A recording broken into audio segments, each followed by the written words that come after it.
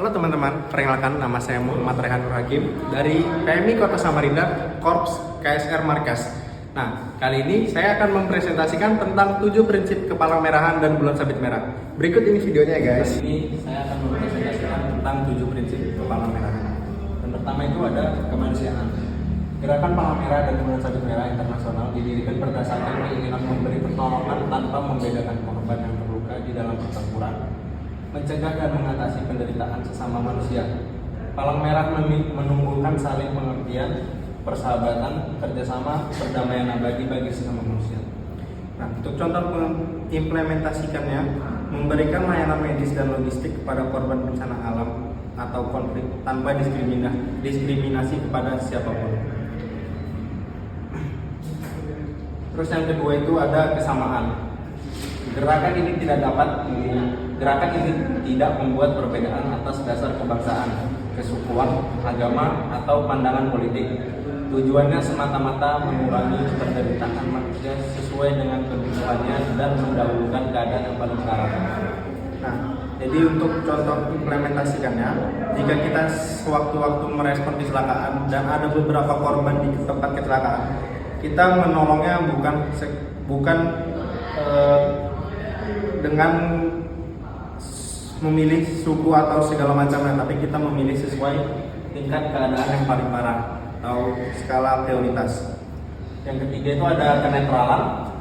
Kenetralan itu adalah agar senantiasa mendapat kepercayaan dari semua pihak. Gerakan ini tidak boleh memihak atau melibatkan diri dalam pertentangan politik, kesukuan, agama, atau ideologi.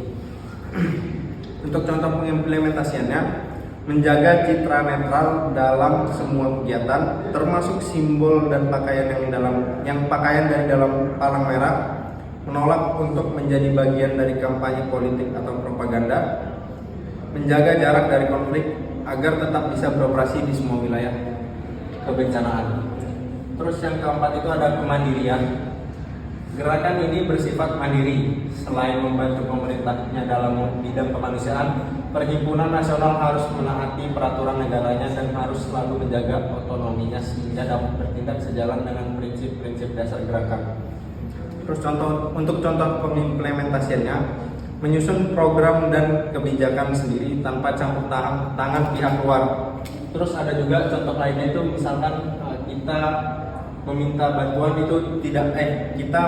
bantuan tidak boleh 100% dana dari pihak luar karena kita tidak bisa terikat oleh pihak manapun.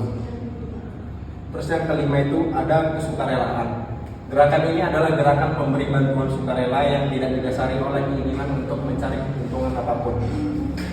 Untuk contoh kasusnya, melibatkan relawan tanpa bayaran di berbagai bidang, kesehatan, logistik, maupun edukasi.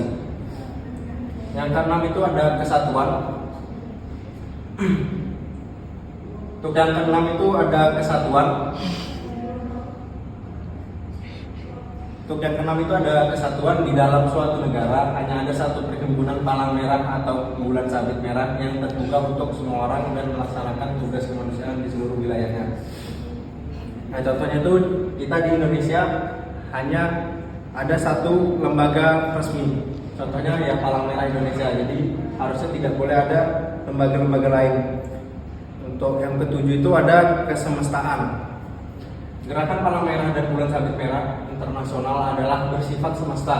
Setiap perhimpunan nasional mempunyai hak dan tanggung jawab yang sama dalam menolong sesama manusia.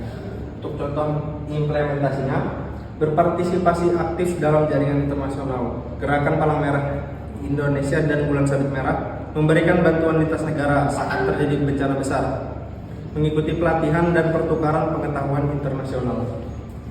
Sekian presentasi saya mengenai 7 prinsip kepalang merahan.